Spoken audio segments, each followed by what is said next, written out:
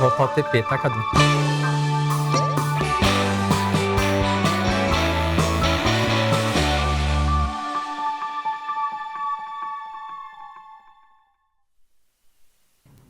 Olá, Taubaté, que bom ter você aqui conectado com a nossa programação. Você confere comigo, a partir de agora, os destaques da edição de hoje do Mix da TV. Tem as notícias que agitam Taubaté e a nossa região no Mix de Notícias. Secretaria de Saúde da Prefeitura de Taubaté intensificou as ações e conscientização sobre a importância dos cuidados com a saúde da mulher. Este é apenas um dos destaques do programa de hoje. Hoje, na segunda-feira, tem o nosso quadro Voltando ao Papo. Vamos rever a entrevista com o professor Dr. Marcelo Fonseca sobre o Dia da Saúde Mental. Tudo isso junto com os nossos shorts, que são os melhores recortes da nossa programação. Hoje é segunda-feira, 13 de outubro de 2025. O Mix da TV está começando agora.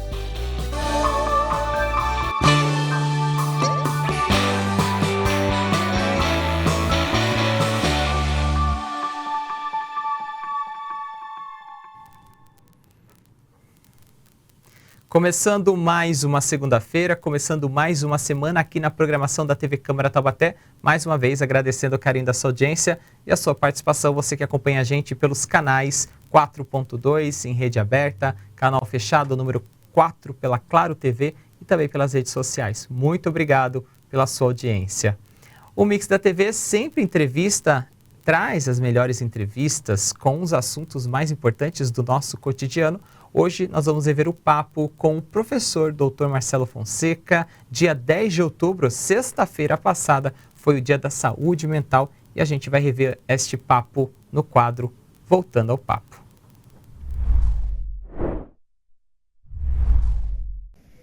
Hoje, 10 de outubro, é o Dia Mundial da Saúde Mental e nós, aqui do Mix da TV, vamos fazer um bate-papo para a gente entender melhor a saúde mental, que é a nossa capacidade de lidar com as exigências da vida, harmonizando seus desejos, emoções, ideias, capacidades e ambições.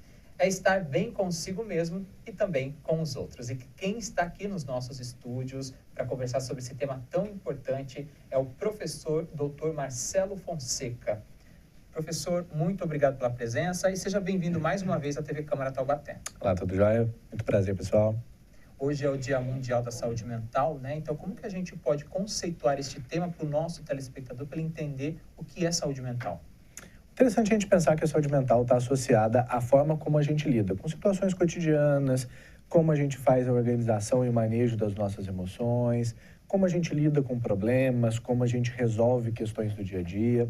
Então, se a gente parar para pensar, a saúde mental está associada à estabilidade de comportamento, das nossas emoções e das nossas relações com as outras pessoas.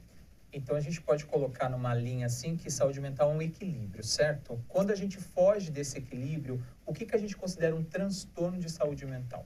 Exatamente. Se a gente trabalha com essa ideia, né, de que a saúde mental ela é expressa por um equilíbrio, aquilo que seria o seu oposto está associado a um desequilíbrio de ordem emocional. Então, nesse balanço das emoções, nesse manejo das emoções, um desequilíbrio na nossa capacidade de lidar com o outro, de lidar com resolução de problemas, de lidar com questões do nosso dia a dia e questões da vida de forma geral. Então, a gente pensa que, assim, seria uma instabilidade na gestão dessas funções de comportamento e de relação com o outro e de manejo emocional e como isso, de alguma maneira, acaba desembocando na criação de sofrimento, né? Professor, ao longo de tantos anos, né, e tendo encontrado tantos pacientes, feito vários diagnósticos, quais são os sintomas mais comuns assim, do dia a dia que o senhor percebe que podem desencadear futuramente um problema relacionado à saúde mental? A gente acaba percebendo que a maioria das pessoas ainda negligencia bastante sintomas de ansiedade. Até se a gente olhar do ponto de vista epidemiológico mesmo, os transtornos de ansiedade estão entre aqueles, pelo menos, os dois mais frequentes na população, principalmente na população brasileira, que está listada aí como os 10 países do mundo com mais pacientes com transtorno de ansiedade. Mas os sintomas de ansiedade, normalmente, mesmo antes de caracterizarem um transtorno, eles são preditores de problemas de saúde mental, né? Então, o paciente, o indivíduo, ele passar a ter mais angústia, desconforto, alterações fisiológicas, então taquicardia, insônia, mudança de alimentação. Isso podendo ser em resposta a um evento ambiental. Então, por exemplo, a perda de um emprego, a morte de uma pessoa querida, ou, por exemplo, sem necessariamente ter um gatilho ambiental. Pacientes que vão começar a apresentar esses sintomas, esses desconfortos, inicialmente sem um gatilho imediato. Professor, quando a gente fala desses sintomas, né, que são os primeiros indícios de que algo não está legal com a nossa saúde, e o paciente procura ajuda, existe uma dúvida, né, sobre procura um psicólogo, procura um psiquiatra. Como é que a gente faz essa diferenciação na prática? É muito interessante porque, assim, por mais que exista, sim, uma diferenciação, enquanto a gente vai ver o psicólogo trabalhando com a ferramenta da psicoterapia, que é uma ferramenta não medicamentosa e que tem uma leitura até do ser humano que é um pouco diferente, e a gente vê a psiquiatria mais voltada para essa intervenção química nos transtornos mentais, o que não só a literatura descreve hoje em dia, mas o que, assim, a gente já constrói até como uma noção, uma nova noção, uma noção mais atualizada de saúde mental, que o trabalho de ambos se complementa, tá? Então, por mais que as pessoas ainda façam essa diferenciação de quando buscar o psiquiatra, quando buscar o psicólogo, mas o que os estudos mostram? Todo tratamento em saúde mental tem melhor resultado com as duas abordagens combinadas. É lógico que quando a gente fala da intervenção medicamentosa, ela vai estar principalmente associada à diminuição de sintomatologia fisiológica. Então, você vê, por exemplo, pacientes esquizofrênicos, pacientes que vão ter alucinações, ou pacientes mesmo que têm neuroses, né? Então, transtornos depressivos, transtornos ansiosos, mas que vão apresentar uma repercussão mais grave. Então, a gente pode pensar numa lógica de que, assim, o tratamento psiquiátrico, o tratamento medicamentoso, ele vai entrar principalmente quando a gente tiver desconforto, sofrimento e sintomatologia suficiente para impactar a vida do sujeito de uma maneira mais efetiva, tá?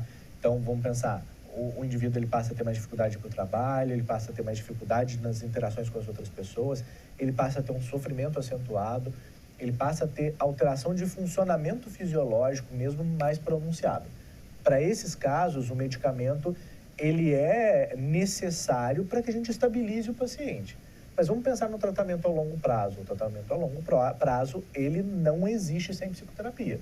Por isso que algumas pessoas, às vezes, vão passar uma vida toda tomando medicamentos e de certa forma, sem perceber que isso ocorre, em parte, em muitos casos, por não ter feito o tratamento combinado. Nesta quinta-feira, né, dia 10 de outubro de 2024, nós estamos comemorando, celebrando o Dia Mundial da Saúde Mental, fazendo esses alertas e prevenções aqui com o professor Dr. Marcelo Fonseca. E agora, professor, eu vou entrar dentro da área da terapia, né? Para quem ainda não fez uma sessão de terapia, nunca passou em algum tipo de aconselhamento psicológico, como que é esse primeiro momento, para quem é um marinheiro de primeira viagem, né? Como é que funciona a terapia, assim, de uma forma mais prática? É legal a gente pensar que a terapia, ela pode ter várias funções, tá? Então, a partir do momento em que você já desenvolveu uma sintomatologia, então vamos pegar o exemplo do paciente que já tem sintomas de ansiedade. A psicoterapia, ela vai ter essa função curativa, ela vai ter essa função de retirar esse sujeito dessa condição de sofrimento, dessa patologia e, associado a vários outros profissionais, fazer com que ele volte a ser descrito como um indivíduo saudável mentalmente. Mas a psicoterapia, ela também tem a função de fazer com que as pessoas possam se modelar, possam se modificar da maneira como elas querem. Então, vamos pensar uma analogia. Quando a gente constrói uma casa, a gente pode construir essa casa da nossa cabeça. Ou a gente pode chamar um engenheiro e alguém projetar essa casa.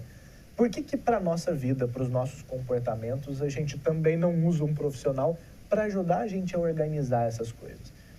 O profissional de saúde mental, o profissional psicólogo, a terapia, ela também tem essa função.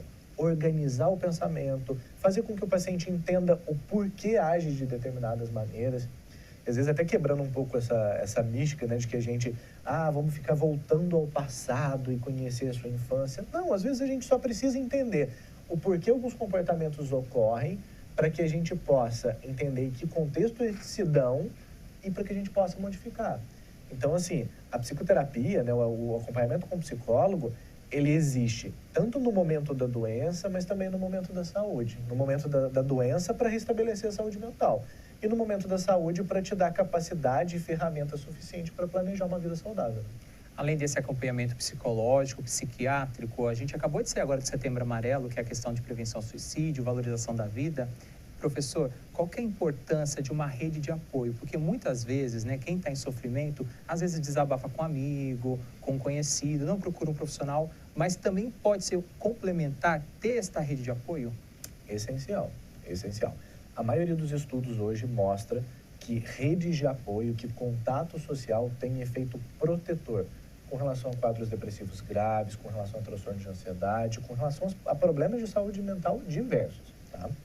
É lógico que muitas vezes essa rede de apoio, esse suporte social, não vai ser suficiente, não vai ter ferramentas profissionais para ajudar. Acho que todo mundo aqui já deve ter, infelizmente, já deve ter passado pela situação de ter uma pessoa próxima tendo uma crise de pânico, ou tendo um transtorno de ansiedade, ou tendo depressão.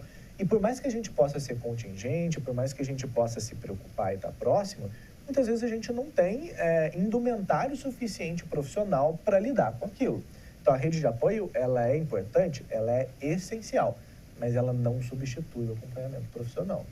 Muitas vezes também quem está assistindo a gente pode olhar, porque a gente está falando de psicólogo, psiquiatra, falar, mas é pago, o meu plano não cobre, eu não tenho um plano. Existe a possibilidade desse paciente ser atendido pelo SUS integralmente? Ele tem toda essa rede de acolhimento? Sim.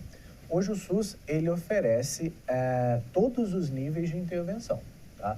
É lógico que algumas áreas mais específicas, que alguns níveis de intervenção mais específicos, eles serão menos disponíveis, tá? Mas se a gente parar para pensar em psicoterapia, atendimento psiquiátrico, o próprio acompanhamento psicoterápico, seja ele individual, seja ele em grupo, você consegue, não só pelo SUS, como nas mais diversas clínicas e escolas, né? Taubaté é uma cidade muito favorecida nesse sentido. Pensa quantas clínicas e escolas de psicologia a gente tem, hospital universitário. Então, assim, a gente hoje consegue, sim, atendimento gratuito ou a preço simbólico, pagando R$ 20 a consulta, e atendimentos que são acompanhados por profissionais que são extremamente capacitados. Então, por mais que num primeiro momento a gente possa, às vezes, fazer essa ideia de, nossa, é um tratamento caro, pelo SUS e através das clínicas e escolas a gente consegue sim o tratamento. Professor Marcelo, quando a gente está falando de saúde mental, há 20, 30 anos, a gente não tinha uma nova camada que é essa questão da internet, das redes sociais, né? Ela pode ser um aliado, mas também pode ser um vilão quando a gente fala de saúde mental? Sim. Não quero parecer pessimista, mas o que a gente vê no consultório, e é lógico, né? Dentro do consultório a gente tem um recorte de pessoas que muitas vezes já adoeceram, né? Mas a gente vê que, infelizmente, hoje as redes sociais, elas são intensificadores, potencializadores de muitas vezes transtornos mentais ou dificuldades de relacionamento que já existiam, tá? É lógico que a gente pode fazer um uso muito legal disso. Eu tenho inúmeros pacientes que a gente conversa sobre, vamos manter contato com os amigos da época de escola, vamos tentar achar esse pessoal no Instagram, e as pessoas mantêm vínculos à distância, vínculos esses que talvez nunca existissem se não fossem as redes sociais. Isso é muito legal. Mas eu acredito que, assim, infelizmente, dentro do meu recorte do consultório, para cada indivíduo que consegue fazer um uso adequado das redes sociais, a gente tem outros 10 que vão ter pioras de sintomas pelo acesso à rede social. Às vezes eu tenho pais de pacientes, criança, que perguntam assim, seguindo essa leitura, o que a gente faz? A gente simplesmente faz com que as crianças não tenham acesso, de que o adolescente não tenha acesso à rede social? Acho que talvez há 10 anos atrás isso fosse possível. Isso hoje não é mais possível, né? As redes sociais estão em todos os ambientes. Ele vai interagir com as pessoas da escola pelo celular, ele vai fazer tarefas da escola pelo celular. O adolescente hoje que não tem acesso a nenhuma rede social de forma alguma, ele vive um isolamento social. Isso, infelizmente, é fato. Agora, isso não quer dizer que a gente deva fazer com que eles tenham total liberdade de acesso. Esse acesso, infelizmente, ele vai ser necessário, mas ele tem que ser sempre mediado e educado. Antes de proibir alguém a usar determinada rede social, a gente tem que educar o sujeito a usá-la. Seria mesmo, fazendo uma analogia, ao invés de se eu tenho muito medo que o meu filho seja assaltado na rua, eu não tranco ele dentro de casa, né? Eu educo ele a que lugares ele pode ir, como ir, que tipo de situações ele deve se preservar e não trancar ele dentro do quarto. Doutor, para a gente finalizar a nossa conversa, para ter a nossa saúde mental em dia, o que eu devo fazer? O que eu devo priorizar? Acho que se a gente parar para pensar, talvez a dica de ouro, a dica básica seja sempre se perceba, se observe. É muito triste como a gente vê que às vezes no consultório algumas pessoas buscam psicoterapia ou buscam acompanhamento psiquiátrico e elas descrevem sintomas, desconfortos que estão lá por décadas. Então a pessoa ela já tem insônia há 10 anos, ela já tem sintomas de ansiedade, ela já tem crises de ansiedade há 5 anos. Isso mostra para a gente uma negligência sobre a saúde mental. Não só um desconhecimento daquilo que pode ser descrito como sintoma, mas uma falta de observação mesmo. Então, acho que talvez a dica de ouro seja essa. Se perceba mais, se entenda melhor. Entenda quais são os ambientes que te fazem bem e os que não fazem. Que tipo de pessoas fazem bem e que não fazem. E quando algo não te fizer bem, tenta conseguir nomear isso. O que eu estou sentindo? Parece uma pergunta meio boba, né? Mas às vezes as pessoas não sabem a diferença entre raiva e ansiedade, entre tristeza e ansiedade. Frustração, né? Frustração. E a gente não está falando só de crianças, está falando de adultos, pessoas da nossa idade que muitas vezes não sabem nomear o que elas estão sentindo. Então, assim, é muito difícil tratar, reparar ou melhorar algo que a gente não sabe sequer dar um nome, né? E às vezes a gente precisa olhar para si para conseguir até nomear essas coisas. Professor Dr. Marcelo Fonseca, obrigado pela disponibilidade, ter vindo até os nossos estúdios. Também ficamos à disposição e parabéns pelo trabalho. Muito obrigado. Abraço, pessoal.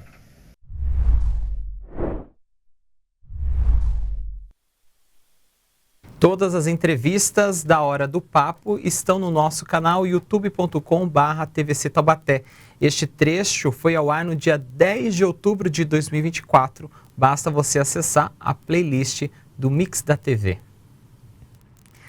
A seguir aqui no Mix estão abertas as inscrições para a 5ª Mostra de Arte e Cultura Afro-Brasileira. Os detalhes eu te trago a seguir. Não saia daí que o Mix da TV volta já já.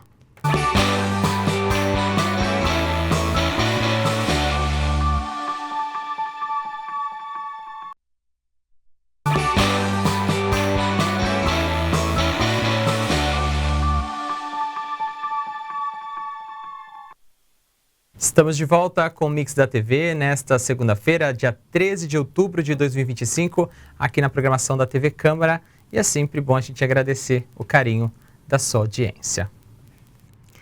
Mais uma vez também agradecemos a sua companhia aqui conosco na nossa programação e a sua participação é fundamental. Quer saber como você faz isso? Assiste o nosso VT.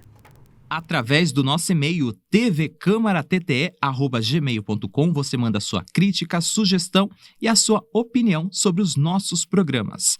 Assiste ao vivo a nossa programação no youtube.com/TVC Taubaté. Além disso, você tem uma playlist completa de todos os programas da emissora e pode voltar em até 12 horas e assistir o conteúdo que acabou de ser exibido. Também acompanha ao vivo a nossa programação no facebook.com/TVC Taubaté. Agora, se o seu jeito de se comunicar com a gente é através de texto, áudio ou vídeo, o melhor canal é o WhatsApp. O nosso DDD é o 12 e o número é 3625-9525. E a Câmara de Taubaté também está presente em outras redes sociais e você pode fazer o seu contato no @Câmara Taubaté. Você se conecta com a gente no Instagram, no TikTok e também no X, o antigo Twitter. Agora, se você quiser receber as notícias atualizadas em tempo real de tudo que acontece no Legislativo taubateano, pode fazer a sua inscrição no nosso canal do WhatsApp. Para isso, basta acessar bit.ly/CMT no Zap. Todos os canais disponíveis, todos os motivos para você continuar participando aqui da nossa programação. E agora chegou a hora de você ficar muito bem informado com os fatos e acontecimentos aqui de Taubaté e da nossa região. Está no ar o nosso primeiro giro nesta segunda-feira do Mix de Notícias. A Secretaria de Cultura e Economia Criativa da Prefeitura de Taubaté abriu inscrições para a 5ª Mostra de Arte e Cultura Afro-Brasileira. Quem traz todos os detalhes para a gente é o repórter Lucas Levin. Nós estamos aqui na área de Museu de Taubaté com a Michele Bessa, que vai falar para a gente um pouquinho sobre a mostra. Tudo bem, Michele? Tudo ótimo. Quem pode participar dessa mostra e quais os tipos de trabalho que podem ser apresentados? Olha, qualquer artista aqui da região pode participar, tá? Essa mostra ela é temática, né? Então é em comemoração ao Dia da Consciência Negra, então precisam ser trabalhos ligados a essa temática e cada artista pode inscrever até 2 trabalhos, né, de sua autoria. Aí pode ser de diversas técnicas, pintura, desenho, escultura, arte digital. Fica livre, né? É a critério do artista, né? Inscrever o trabalho que mais representa o seu perfil. E o que é necessário para fazer a inscrição para participar da mostra? É só a pessoa preencher um formulário online. Nesse formulário precisa anexar uma imagem da obra, dados, né, da obra, dados do próprio artista, né? E ao enviar esse formulário, nós recebemos aqui, processamos as informações e entramos em contato para confirmar a inscrição. Em caso de dúvida, como as pessoas, os artistas, podem entrar em contato com vocês? Pode ligar aqui para a gente, o número é 3625-5059 e também entrar em contato por e-mail, mostradearte.taubaté@gmail.com. Obrigado. A exposição à mostra será realizada do dia 6 de novembro até o dia 11 de janeiro, aqui no Espaço Francisco Leopoldo e Silva, que fica na Avenida Tomé Portes del Rey, 925, na Vila São José. Volta ao estúdio.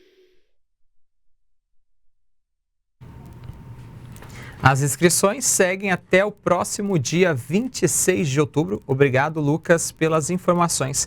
Ainda nesta edição do Mix, a gente volta com outros fatos e acontecimentos de Taubaté no Mix de Notícias.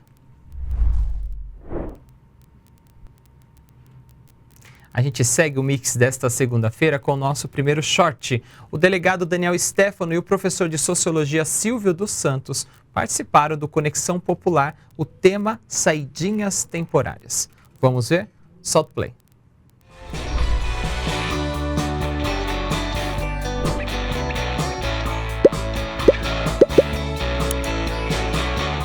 Doutor, aproveita então, eu começo perguntando para o senhor o que é a saidinha temporária e quem tem direito a este benefício?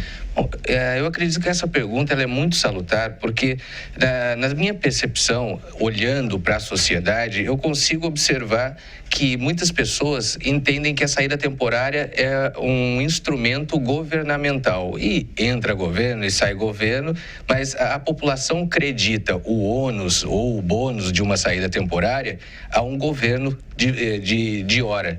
Quando, na verdade, a saída temporária é um instrumento previsto na Lei de Execuções Penais, uma lei de 1984, que tem por objetivo trabalhar todo o período de cumprimento da pena daquela pessoa que está se reeducando para voltar à sociedade de uma forma melhor, de uma forma a se inserir integralmente dentre aqueles valores que são aceitos na sociedade. E uma das maneiras pelas quais o Estado, por intermédio do legislador, lá em 1984, entendeu que era viável identificar se aquele indivíduo já estava apto ao convívio social ou não, é a saída temporária. Porque é nesse momento onde eu tenho uma liberdade de certa maneira vigiada, né? Mas é que eu vou conseguir avaliar enquanto Estado se aquela pessoa está se reeducando efetivamente, se o instrumento está sendo válido ou não. Vou passar agora a pergunta para o professor Silvio. Esse processo de saída temporária é um processo de reinserção do preso na sociedade? É um processo de ressocialização que funciona de fato, professor? Então, eu acho que a gente tem que pensar que o sistema prisional, o sistema de encarceramento, ele acaba tirando o sujeito dessa sociedade e inserindo-o dentro de uma instituição que, ao menos no discurso oficial, tem o objetivo de reeducá-lo. Na verdade, isso é muito poético demais, né? Por quê? Porque a gente sabe que, na medida em que você tira o sujeito dessa sociedade mais ampla e o insere dentro de uma sociedade dos cativos, como lembra um grande pesquisador que ali pelos anos 1950 escreveu um texto que ficou clássico, né? Que é a Sociedade dos Cativos, do Sykes. Ele fez uma pesquisa numa universidade, numa penitenciária de segurança máxima nos Estados Unidos, e ele verificou que esse ambiente onde você tem, então, essa sociedade dos cativos, dos presos, de uma certa forma, ela acaba distanciando o sujeito dessa vida, entre aspas, como eles falam, lá fora. Então, a bem da verdade, quando o indivíduo sai da prisão, ele sai totalmente deslocado, né? Então, vamos dizer assim, a saidinha que hoje está se falando, esses outros benefícios têm a intenção de fazê-lo já se aproximar, né, de uma realidade que ele está prestes a conquistar, que é a realidade da liberdade. Então, assim, em tese, a saidinha contribui muito com o processo de ressocialização. E não dá para a gente negar a saidinha porque, de repente, 5% daqueles que saem não voltam. Nós não podemos considerar que a maioria volta. E nós não podemos, então, negar um benefício que, aliás, como o doutor bem colocou, é uma questão legal. Isso a gente tem lá na LEP, né? E afora isso, ao menos no discurso oficial e, sobretudo, do século XIX para cá, a gente tem uma instituição prisional que prima pela humanização do preso. Ou seja, os castigos, os suplícios, coisas lá da Idade Média, isso já ficou para trás. Então, hoje a gente tem uma legislação que garante essa pena, digamos, humanizada. E a saidinha é um benefício, portanto, já conquistado.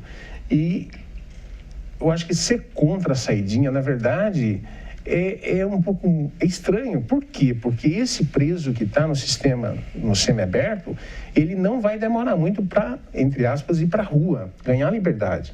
Então, você nega hoje um benefício, mas você não pode negar mais tarde a liberdade dele. Então, assim, já é uma forma de você estar inserindo-o novamente nessa sociedade mais ampla. Doutor, a Lei 14.843 deste ano, 2024, né, foi promulgada pelo presidente da República. Ele até colocou um veto, né, sobre o que tinha passado pelo Congresso. Os deputados e senadores ainda podem analisar este veto, mas o que está valendo é o que ele assinou recentemente. Hoje, doutor, quais são os critérios para quem está no semiaberto conseguir ter direito a essa saída temporária? Então, veja, também é uma pergunta muito importante, né? E, novamente, eu friso que esse tema ele é de fundamental importância para a nossa realidade aqui em Taubaté e nos municípios adjacentes, haja vista o sistema prisional que nós temos aqui no nosso entorno. Quando a gente fala em critérios para a saída temporária, muito se tem na mente que quem determina isso é o governo, é aquilo que eu havia mencionado.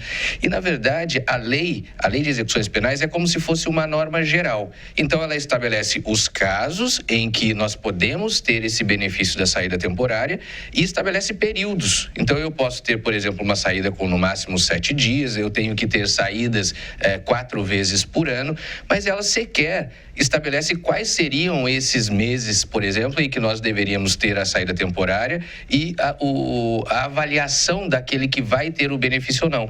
Esses critérios ficam a cargo do Poder Judiciário Estadual ou do Poder Judiciário Federal, se a pena for decorrente de um crime que foi julgado pela Justiça Federal.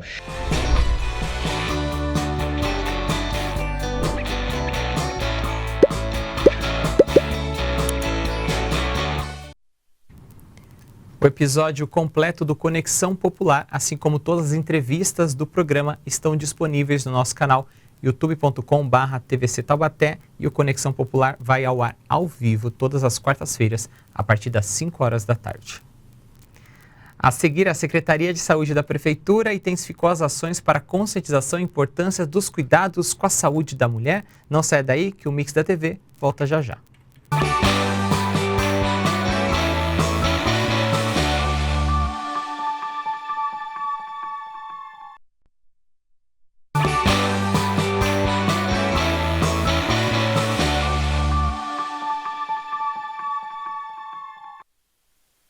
Estamos de volta. Este é o terceiro e último bloco do Mix da TV desta segunda-feira, 13 de outubro, aqui na programação da TV Câmara. Agora vamos com um quadro que traz as histórias de Taubaté. Tem mais um episódio do Taubateando.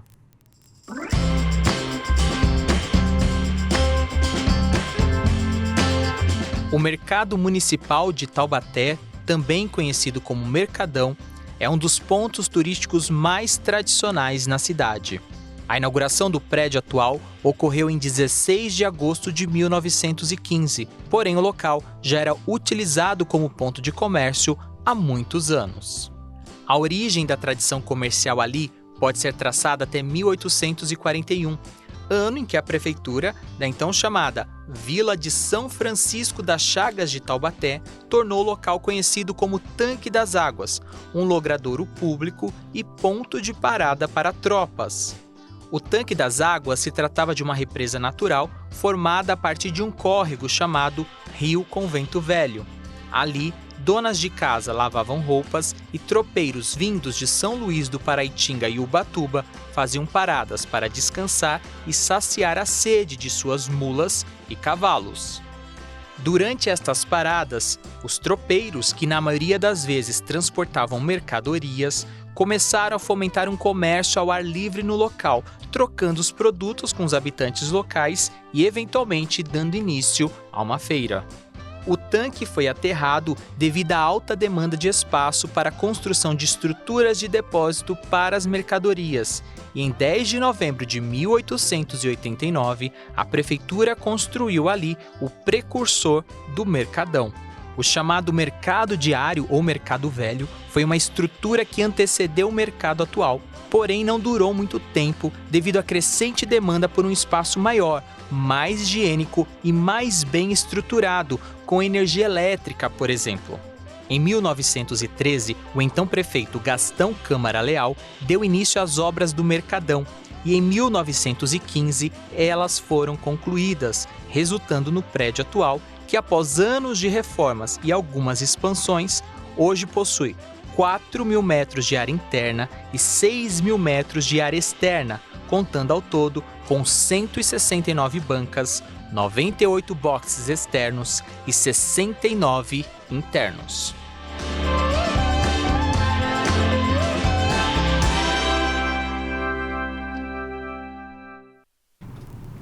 Gostou do Taubateando? Os episódios são apresentados diariamente aqui na programação da TV Câmara. E está na hora de você seguir muito bem informado com tudo o que acontece aqui em Taubaté e na nossa região. Vamos para o nosso segundo e último giro do Mix de Notícias. Em adesão à campanha Outubro Rosa, a Secretaria de Saúde aqui de Taubaté intensificou as ações para a conscientização e importância dos cuidados com a saúde da mulher. A repórter Tânia Vinhas foi até o BS do Mourisco para conferir a programação.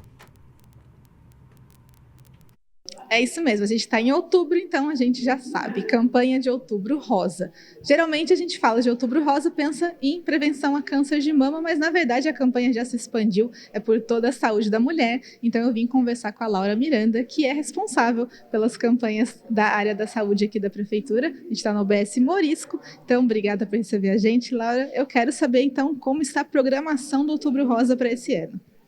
A programação do Outubro Rosa está indo bem, tá?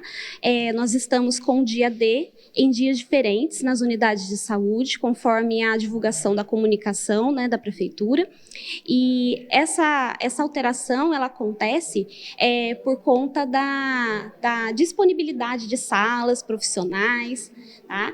E aí a gente tem disponibilizado a intensificação das consultas, né, para ginecologia, para o preventivo, né, a coleta do preventivo do câncer de colo de útero, os exames de mama, tá?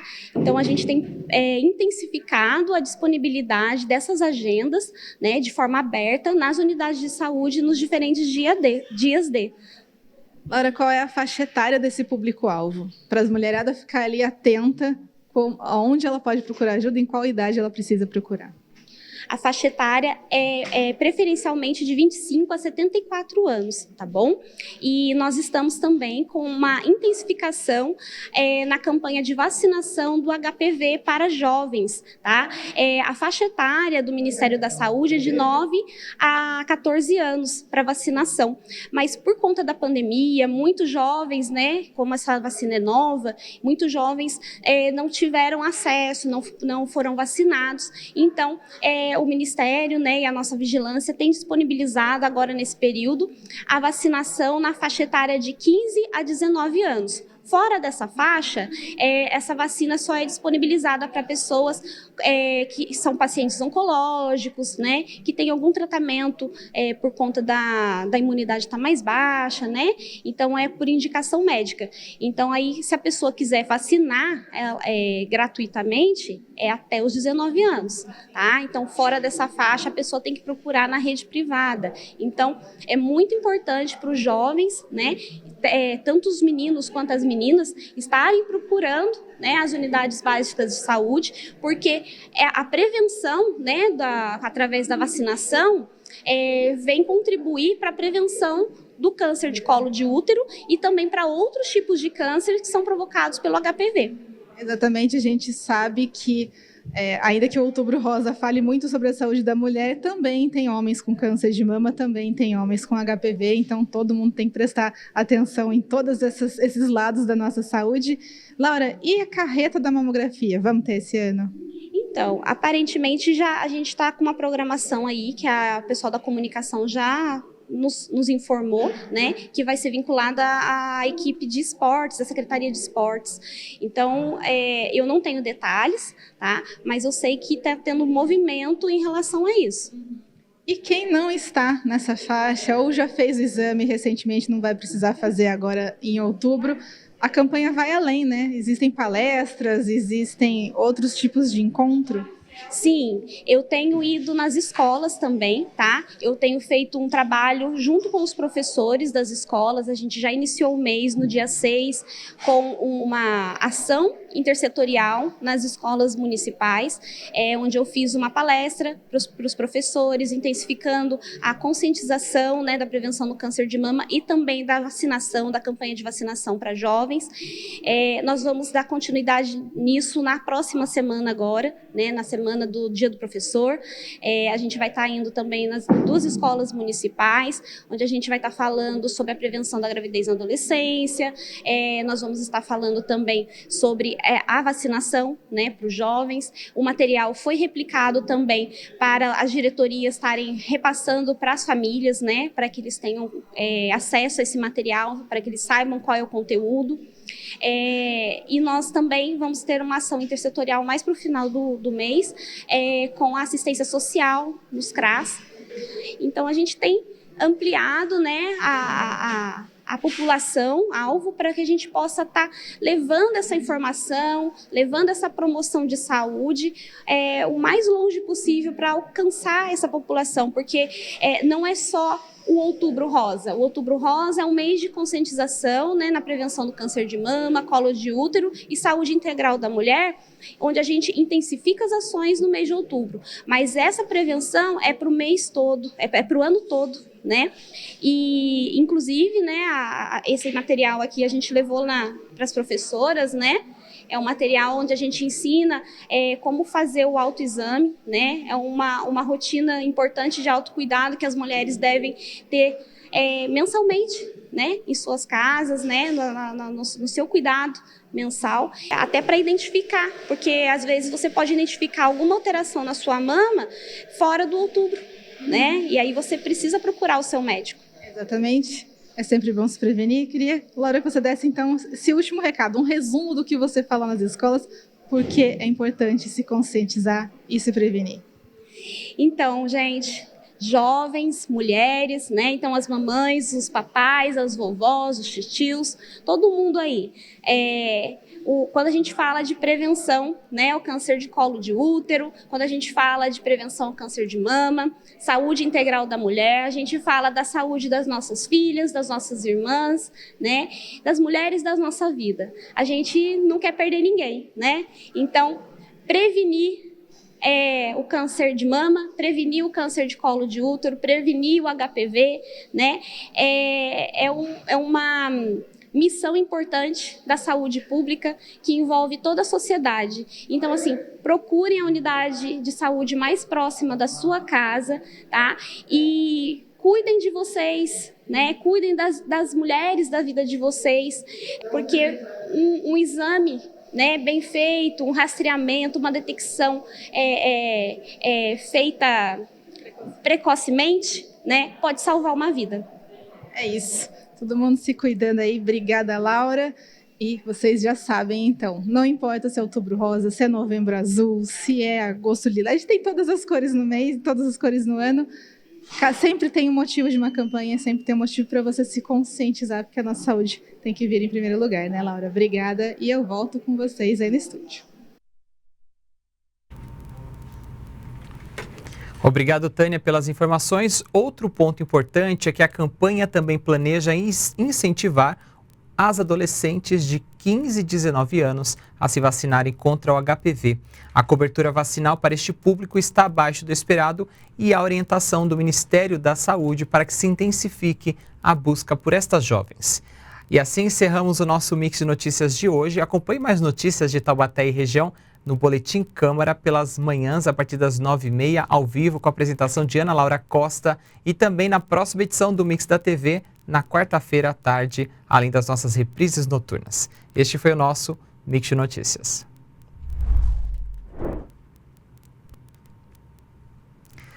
A gente acabou de ver um VT ali falando sobre as ações de saúde da mulher, e o Mix da TV continua abrindo espaço aqui no mês de outubro para essas cores e as mensagens de conscientização durante este mês importante. Está no ar o nosso quadro Mix Cidadania.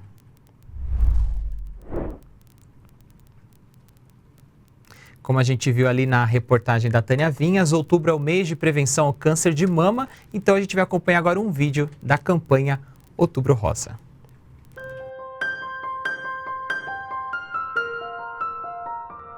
Olá, eu sou Mônica de Assis, sanitarista do Instituto Nacional de Câncer, passando por aqui para falar com vocês sobre as atuais recomendações do Ministério da Saúde para a gente se proteger do câncer de mama. Bora lá? Estima-se hoje que é possível evitar 17% dos casos novos de câncer de mama no Brasil. Manter o peso corporal saudável, ser fisicamente ativa e evitar bebidas alcoólicas são práticas que ajudam a reduzir o risco de câncer de mama. Lembrando que o aleitamento materno também é um fator de proteção, bom para a criança e bom para a mulher. Fique atenta às suas mamas. Olhe, palpe e sinta as suas mamas no dia a dia da forma que for mais confortável. Não tem dia certo e nem jeito certo para fazer isso. O importante é a gente conhecer as nossas mamas, as suas variações naturais e ficar de olho nas alterações suspeitas. Quais?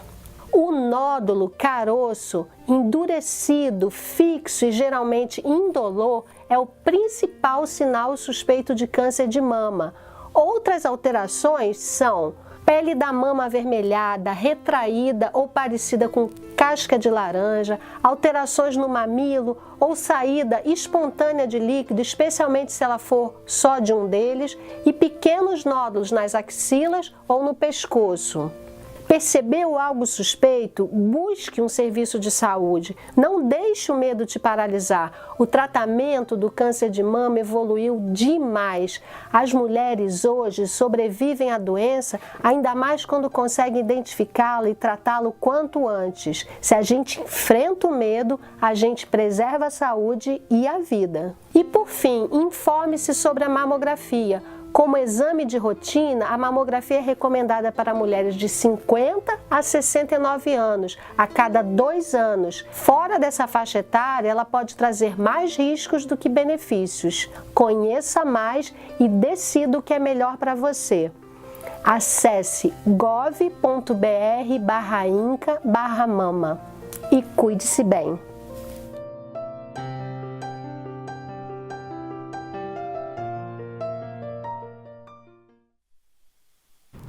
Divulgue você também esta causa e ajude na campanha Outubro Rosa.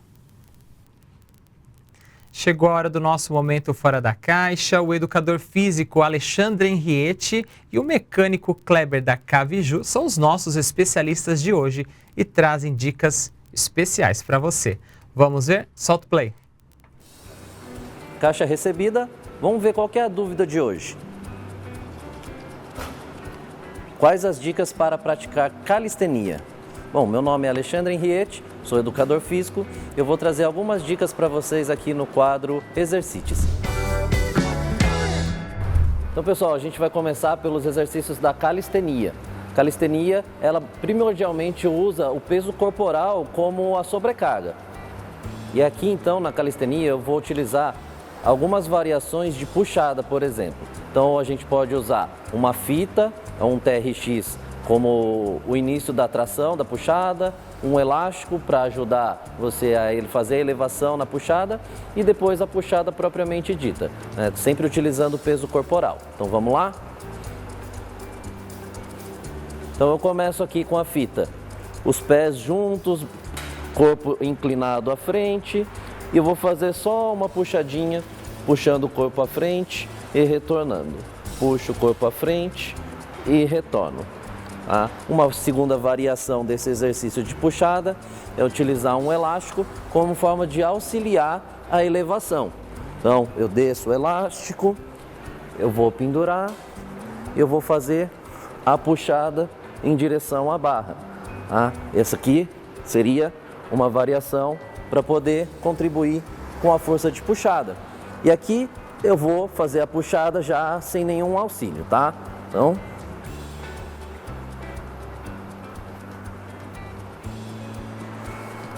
como vocês puderam ver, a calistenia ela usa bastante o peso corporal e a gente consegue fazer desde o iniciante até o mais avançado.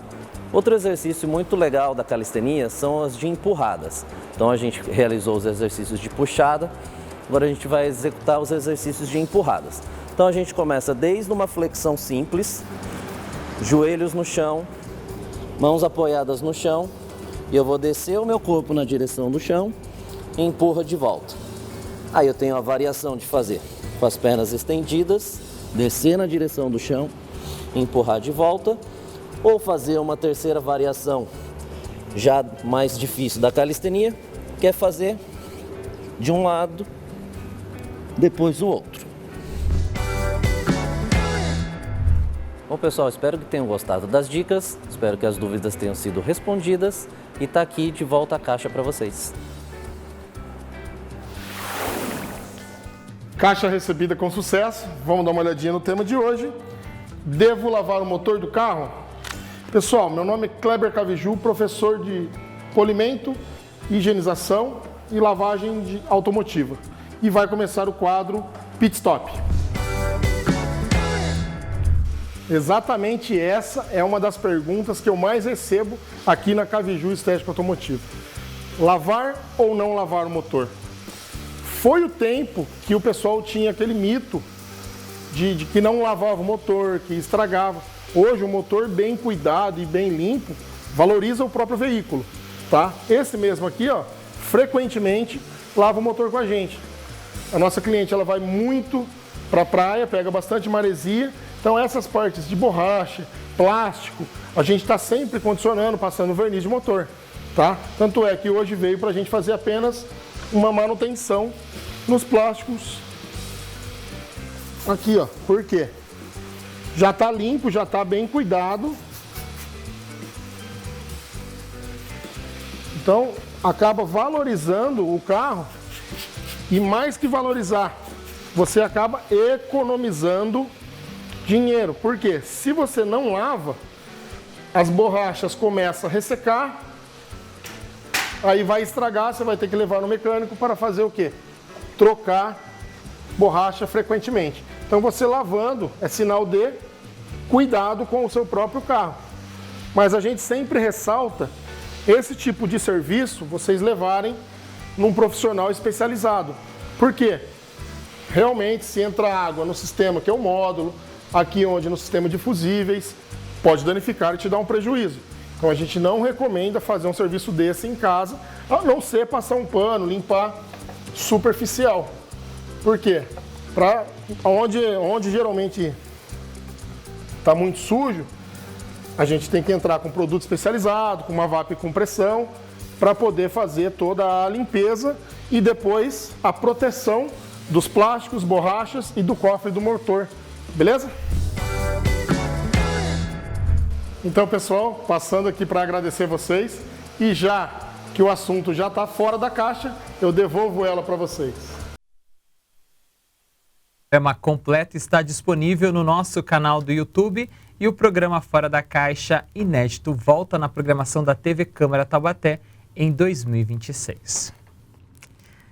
Chegamos ao final de mais um Mix da TV nesta segunda-feira e no programa de hoje você viu, no quadro Voltando ao Papo, revimos a nossa conversa com Marcelo Fonseca sobre o Dia da Saúde Mental. O Taubateando contou as histórias do Mercadão de Taubaté e ainda acompanhamos os shorts do Conexão Popular e teve agora há pouco o Momento Fora da Caixa com as dicas dos nossos especialistas. O Mix da TV volta na quarta-feira, tem o quadro Mix dos Esportes, você por dentro das modalidades aqui da nossa cidade. Continue conectado com a nossa programação, obrigado pela sua companhia e eu te espero quarta-feira aqui na TV Câmara Taubaté.